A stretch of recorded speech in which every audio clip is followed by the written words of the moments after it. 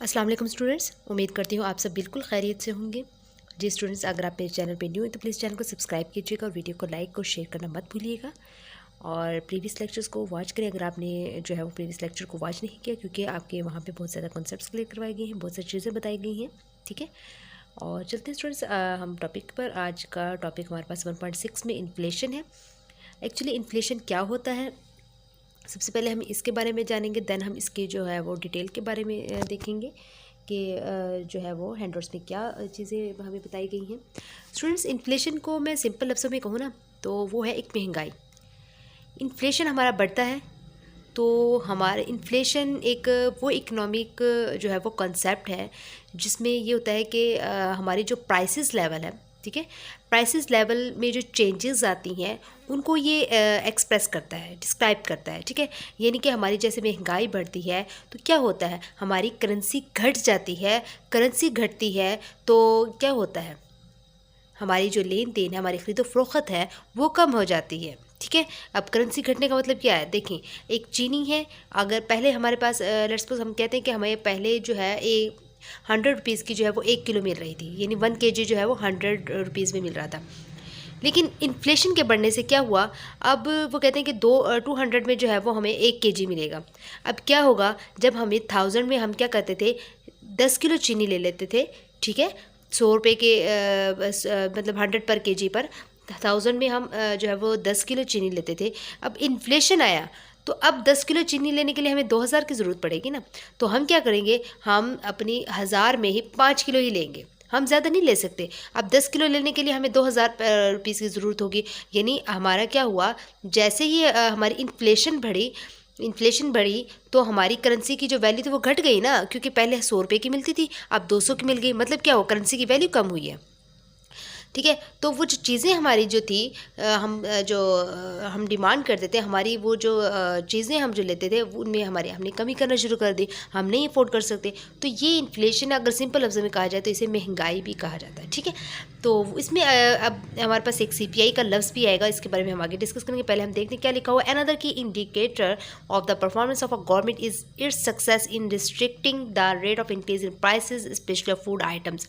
वो कहते हैं हुकूमत की जो परफॉर्मेंस होती है, गवर्नमेंट की जो परफॉर्मेंस होती है, उसमें एक इशारा जो है वो एक ये भी है कि कीमतों में इजाफे की शरह को, ठीक है, महदूद करने में उसकी जो है वो सक्सेस, उसमें जो है वो सक्सेस हो जाए। ठीक है, यानी उसकी कामयाबी है। अगर जो जैसे कीमतों में जो है वो कीमतों में इजाफे में जो है वो ज़्यादती हो रही है, यानी कीमतों में इजाफा हो रहा है, तो उस शरह को जो है वो एक लिमिटेड, यानी उसको जो है वो रिस्ट्रिक्ट करना, यानी महदूद करने में जब हम कामयाब हो जाते हैं तो ये भी एक हुकूमत की कारकर्दगी है, ये भी हुकूमत का एक जो है वो एक अहम कारकर्दगी का इशारा है। ठीक है, इसके बाद वो कहते हैं जैसे स्पेशली फूड आइटम, जैसे कि हम हमारे यहाँ जो फूड आइटम्स हैं उनमें जो रिस्ट्रिक्शंस होती हैं उनमें हम जब कामयाब हो जाते हैं तो ये भी एक हुकूमत की ही जो है वो परफॉर्मेंस है।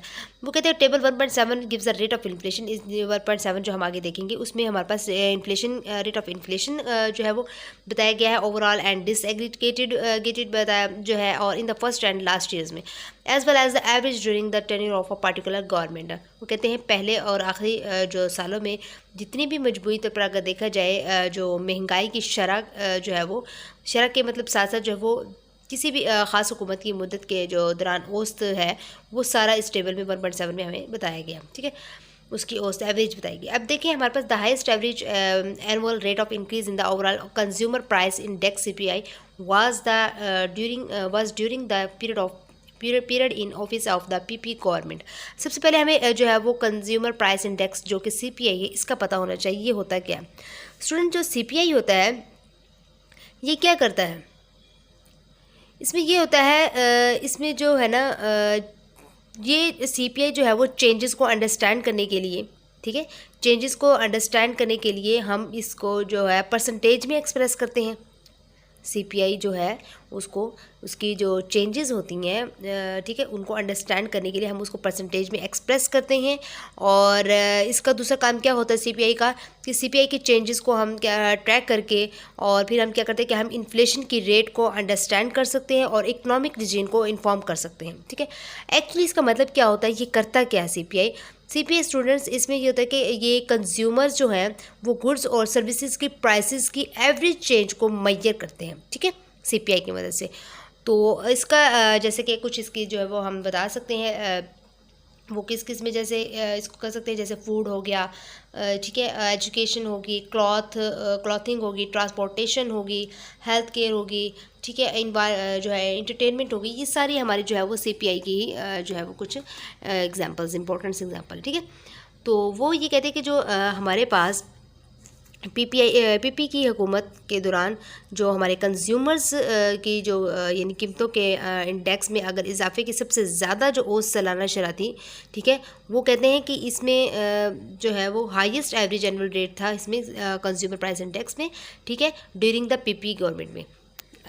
दोबारा मैं फिर बताना चाहूँगी कि जो पीपी की हुकूमत थी, पीपी की हुकूमत के दौरे में जो है वो कंज्यूमर प्राइस इंडेक्स जो था उसकी एनुअल रेट जब उसकी एवरेज निकाली गई वो हाईएस्ट पे थी, ठीक है, यानी सबसे ज़्यादा थी वो। It was highly by historical standards at 11%। वो कहते हैं कि जबकि जो इसके तारीखी जो था, मतलब कितने ज़्यादा तारीखी म्यार के लिहाज से अगर देखा जाए, तारीखी म्यार के लिहाज से 11% ज़्यादा था पीपी की हुकूमत में CPI, ठीक है। इसके बाद assumption to office by the PMLN government persistent drop in the rate of inflation specially in the last 3 years. वो कहते हैं कि जो हमारे पास PMLN की हुकूमत के इक़्तिदार संभालने के बाद क्या हुआ कि जो इन्फ्लेशन की शरह थी उसमें काफ़ी जो है वो कमी देखी गई, यानी महंगाई जो वो कम थी, यानी पीपी की हुकूमत में जो था वो 11% हमारी इन्फ्लेशन जो मतलब जो महंगाई थी वो बहुत ज़्यादा थी, जबकि PMLN की हुकूमत में जो है वो बहुत ज़्यादा कम दिखाई दी गई है। Consequently the 5 year average was under 5%। वो कहते हैं कि जो है वो 5% नतीजतन जो है वो 5 सालों में जो है वो उसकी औसत 5% से कम थी, ठीक है। और इन्फ्लेशन की, और इसके बाद the rate of inflation has accelerated during the tenure of the PTI government from 6.8% in 2018 to over 12% in 2021। वो कहते हैं जब PTI की हुकूमत आई थी उसमें इन्फ्लेशन रेट मतलब हमारा इतना बढ़ गया था, यानी जब स्टार्टिंग पे था तो हमारे पास 6.8 पे था ना, 2018 में तो 6.8 तक था, लेकिन 2021 तक जो कि PTI की हुकूमत ने जो 3 साल हुकूमत की थी, ठीक है, उन 3 सालों में जो है वो 12% तक हमारी जो है वो इन्फ्लेशन रेट बढ़ गया था। क्लियर। इसके बाद वो कहते हैं थ्रू आउट द पीरियड 2008-9 2013 तक the rise in food prices significantly out paced the increase in non food prices. वो कहते हैं 2008 से लेकर 2013 के के दौरान जो है वो जितना भी पूरा हमारा अरसा था उसके दौरान का, उसमें वो था कि खुराक की कीमतों में जो है वो इजाफा हुआ, और गैर खुराकी जो कीमतों में था उसमें भी जो है वो इजाफे को काफ़ी उसने जो है वो इजाफे को जो है वो काफ़ी जो है वो पीछे छोड़ दिया, ठीक है। यानी जो हमारी जो फूड प्राइसेस थी उन्होंने उसकी वजह से जो है वो हमारी नॉन फूड प्राइसेस को जो है इजाफे ने जो है वो उसको फूड प्राइसेस को जो है बहुत पीछे छोड़ दिया। During its first year the PP government made a quantum jump in the जो है वो procurement price of wheat by 52% to raise net incomes of farmers and boost production।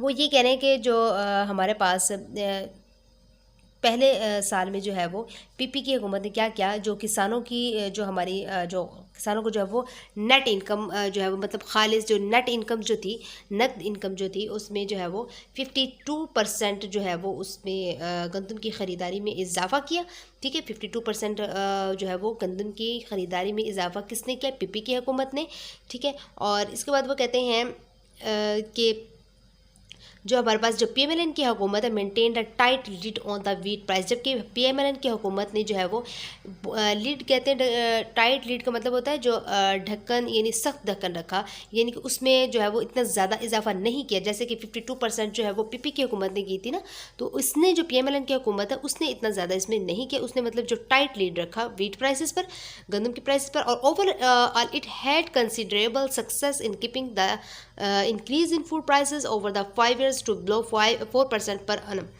तो वो ये कह रहे हैं कि हमारे पास जो अगर जो मजबूती तौर पर देखा जाए तो इसने 5 सालों के दौरान एशियाई जितनी भी खुदोनोश की जो कीमतें थी उनमें इजाफे को जो है वो 4% सालाना से नीचे रखने में इसने जो है वो कामयाबी हासिल की। यानी जो इजाफा जो इसमें इजाफा जो था इसने 4% तक से जो है वो नीचे तक ही रखा। ठीक है, जो हमारे जो फूड प्राइसेस हैं, जो कि हमारे जो खाने पीने की चीज़ें हैं, ठीक है, उनमें more recently there has been a big escalation in the rate of increase in food prices to almost 13% in 2011-22 तक। वो कहते हैं कि कीमतों में जो हमारा जैसे कि हाल ही में अगर देखा जाए तो खुराक की कीमतों में जो है वो 2021 में जो है वो तकरीबन 13% तक इजाफे की शरह में बड़ा इजाफा हुआ है। यानी पीटीआई की हुकूमत में जो है बहुत ज़्यादा बढ़ गया था इन्फ्लेशन रेट जो था हमारा हर चीज़ की, मतलब खुराक की इन्होंने बताया हुआ, लेकिन वैसे देखा जाए तो हर चीज़ में ही हमारा इन्फ्लेशन रेट जो है बहुत ज़्यादा इंक्रीज़ हुआ था पीटीआई की हुकूमत में, क्योंकि हमारे कारोबार बंद हो गए थे बहुत ज़्यादा, जो है वो कोविड-19 की वजह से हमें लॉस का सामना करना पड़ा था, जिसकी वजह से हमारा इन्फ्लेशन रेट जो है बहुत ज़्यादा इंक्रीज़ हुई थी। इसके बाद ये रेट ऑफ इन्फ्लेशन स्टूडेंट्स दिखाया गया है, आप देख सकते हैं। रेट ऑफ इन्फ्लेशन पीपी की हुकूमत, पीएमएलएन की हुकूमत, पीटीआई की हुकूमत विद ईयर्स दिखाई गई। आप सीपीआई भी देख सकते हैं, food prices, non food prices, और जो है वो यहाँ पे आप बहुत अच्छे से देखेंगे, आप इनको एक दफ़ा देखिएगा, चलो आपको समझ आएगी जाएगी। ठीक है, इसके बाद वो कहते हैं कि administrative prices are the prices respect of wheat, motor, spirit and HSD oil. मतलब वो ये कह रहे हैं कि मतलब जो हमारी की एडमिनिस्ट्रेटिव प्राइसेस हैं, ठीक है, कलीदी जो हमारे प्राइसेस होते हैं वो एक तरतीब से हैं, जैसे कि वीट है, फिर मोटर स्प्रिट है, फिर एचएसडी ऑयल है। They generally reflect the movement in imports prices. वो कहते हैं जो हमारे इम्पोर्ट प्राइसेस को जो है ये रिफ्लेक्ट करती हैं ये चीज़ें। ठीक है, but when these are unusually high downward adjustment can be made in tax rates. वो कहते हैं लेकिन जब अगर अनयूजली जो है इनकी जो प्राइसेस जो है वो इंक्रीज़ हो जाती हैं तो फिर क्या होता है, हम जो है वो टैक्स रेट्स को जो है वो मतलब गवर्नमेंट, हम तो क्या जो गवर्नमेंट है वो टैक्स रेट्स की जो रेट्स को जो है वो डाउन कर देती है ताकि ये चीज़ें एडजस्ट हो सके। ठीक है, अल्टरनेटली वो कहते हैं when that global prices of petroleum products are low. वो कहते हैं जब हमारे पास जो ग्लोबल प्राइसेस मीन्स दैट जो हमारी आलमी प्राइसेस होती हैं, ठीक है, यानी जो वर्ल्ड वाइड जो हमारी जो प्राइसेस होती हैं, जब वो कहते हैं कि उनमें पेट्रोलियम प्रोडक्ट्स और जब वो लो होती हैं तो हमारी जो पेट्रोलियम लेवी जो है वो इन्हेंस्ड हो जाती है, यानी कि उनको जो है वो बढ़ा दिया जाता है। टेबल 1.7 में जो है वो यही दिखाया गया है, तो आप उन कुछ चीज़ों को देखें। इसके बाद तो कहते हैं the core rate of inflation focuses on the rate of increase in non food and non fuel prices. तो वो स्टूडेंट्स यही कहते हैं कि जो इसका इन्फ्लेशन रेट का जो है वो उसको फोकस जो है वो rate of increase in non food and non fuel prices पर भी है, और it is considered as better reflection of the overall demand और cost push pressure on prices historically it has guided the posture of monetary policy. वो ये कहते हैं कि यही समझा जाता है कि जो इन्फ्लेशन जो है बहुत ज़्यादा बेहतर है ओवरऑल डिमांड और कॉस्ट पुश की प्रेशर की वजह से और प्राइसेस पर। और फिर वो कहते हैं अगर हिस्टोरिकली देखा जाए तो ये जो है वो बहुत ज़्यादा गाइडेड चीज़ें हैं as a monetary policy posture की वजह से। और इसके बाद वो कहते हैं कि there are contrasting trends in the 3 periods की बात की जाए। 3 पीरियड्स मीन दैट पीपी की हुकूमत आ गई, पीएमएलएन की हुकूमत आ गई और हमारे पास पीटीआई की हुकूमत आ गई। तो वो कहते हैं ड्यूरिंग द पीपी की हुकूमत में क्या हुआ था, the core rate of inflation was below. जो कोर रेट इन्फ्लेशन के जो था वो हमारे पास बहुत ज़्यादा कम था overall rate of increase in the CPI की वजह से। जब सीपीआई हमारा इंक्रीज़ हुआ था उसकी वजह से जो है वो इन्फ्लेशन रेट हमारा कम हो गया। और this pattern change during the tenure of the PMLN हुकूमत। वो कहते हैं जो जबकि ये इसकी हुकूमत में जो था पीएमएलएन की हुकूमत में जो है ये पैटर्न चेंज हो गया था। The core rate of inflation था वाज हायर हो गया था एट 6% तक। फिर उसके बाद वो कहते हैं पीटीआई की हुकूमत आए तो it was also operating at a low rate. फिर दोबारा फिर जो है वो हमारा इसका लोअर रेट हो गया था। ठीक है, तो स्टूडेंट्स ये कुछ जो चीज़ें मैंने अंडरलाइन की होती है वो आप अच्छे से देखा करें, और आई होप्स आपको इसकी भी समझ आ गई होगी। अगर फिर भी कोई मसला है तो आप मुझसे कमेंट बॉक्स में पूछ सकते हैं। मिलते हैं अपने नेक्स्ट लेक्चर में 1.7 के साथ। ठीक है, उस वक्त तक के लिए जो है वो आप मुझे इजाज़त दीजिएगा। Thank you so much and अल्लाह हाफिज़, टेक केयर।